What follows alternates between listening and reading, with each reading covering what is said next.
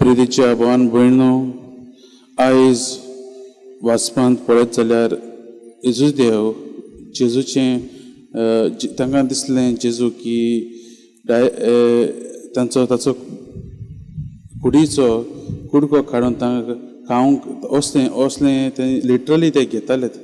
पूण जेजू आयज आमकां सांगूंक सोदता की ताणें आमकां आपल्या मरणा आनी पुनर्जीवनपणा वरवीं आमकां आपलें जिवीत दिल्लें आसा. ताणें आपली कूड भेटयली कुर्सार उमकोलतना आनी आपलें रगत वारोयलें. आनी ताणें निमाण्या जेवणाकूय आमकां एक खुणा कशी दिल्या आपलें कूड आनी आपलें रगत हें आमी सदांच मिसाच्या बलिदानान आमकां दिल्लें आसा आनी आमी तें समोर उमता. आमी जेन्ना मिसाक येता तेन्ना आमी जेजूचें मरण आनी पुनर्जीवनपण समोर उमता. ही आमी भावार्थान मानून घेवंक जाय आनी हेंच करूंक हें मानून घेवंक जेजू आज आपयता. मोगाच्या भावान भयणो, जेन्ना आमी मानून घेतली की जेजू जावन आसा खरें खाण आनी ताचें रगत जावन आसा खरें पिवण, तेन्नाच आमकां सासणाचें जीत मेळटलें हेंच जेजू म्हणटा. आनी आमी सदां मिसाक येता तेन्ना आमी हो कुमिन्यो आमी घेता आमच्या काळजांनी. आमी घेता आसतना तें बिस्तें आमी तें घेवंक जाय म्हूण घेतात वो आमी भावार्थान घेतात काय होच प्रस्न आमी आमच्या जिवितांत मांडुया. मोगाच्या भावान भयणो, आयज पयल्या वाचपान आमी पळयलां पुनर्जीवन जाल्लो जेजू सावलूक भेटता आनी ताचें आख्खें जिवीत तो बदलता.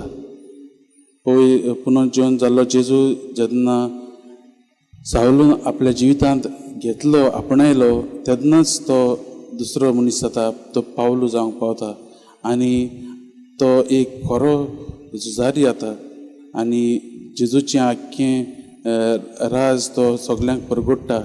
आयज आमी क्रिस्तांव जाल्यांत आनी क्रिस्तांव आसात ताचें एक कारण भाग्यवान पावलूचें. ताणें क्रिस्ताक दुसऱ्या देशांनी परजोरायलो. तो फकत जुदेवांकूच न्हय पूण दुसऱ्या भावार्थ नासलेल्या देशांतूय गेलो आनी तांकांय परजोरायलो. कित्याक जेजू ताच्या जिवितांत भितर आयलो आनी ताणें जेजूक आपणायलो.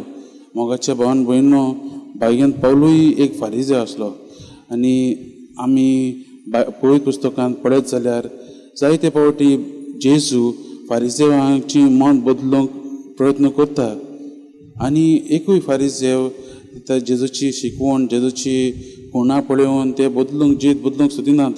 पूण हो एक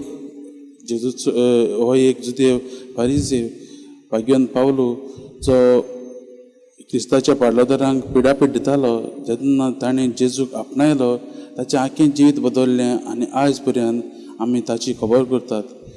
तो जेजू पासत तो आख्खें जिवीत ताणें भेटयलें आनी जेजूकूच ताणें आपलो पयलो आनी वयलो स्थान ताणें दिल्लें आपल्या जिवितांत. आमी आमच्या जिवितांत जेजूक पयलें आनी वयलें स्थान दिवंक आमी वावरुया. आमी पास्कांच्या काळांत आसता म्हणटकीर आमी आजून पर्यंत आमी आमच्या जिवितांत भावार्थ दवरूंक फाटीं सरल्या जाल्यार देवाची आज कृपा आमी मागुया. आयच्या दिसा जेन्ना आमी हे वाचपाचें नियाळ करता आसतना आनी आमी केन्ना आमच्या घरा कडेन वा आमच्या कामांनी जेन्ना आमी मागण्यांत बसता आसतना थोडो वेळ मागण्या करता आसतना आमी हीच कृपा देवा लागीं मागुया की आमचो भावार्थ घट करूंक, आमचो भावार्थ वाडोवंक. जेन्ना आमकां दिसता आमच्या जिवितांत देव ना पूण जेजू आमच्या जिवितांत येवंक सोदता, जसो आयज तो भाग्यवान पावलूच्या जिवितांत आयलो तेच परीन. आनी जेन्ना आमी ह्या मिसाच्या बलिदानांत आसा आनी आमी कुमिन्या शिवतल्यो तेन्ना आमी जेजूचें कूड आमी आमच्या जिवितांत घेवंक, भावार्थान घेवंक आनी आमच्या जिवितांत ताका आपणावंक हीच करपा देवा लागीं मागुया.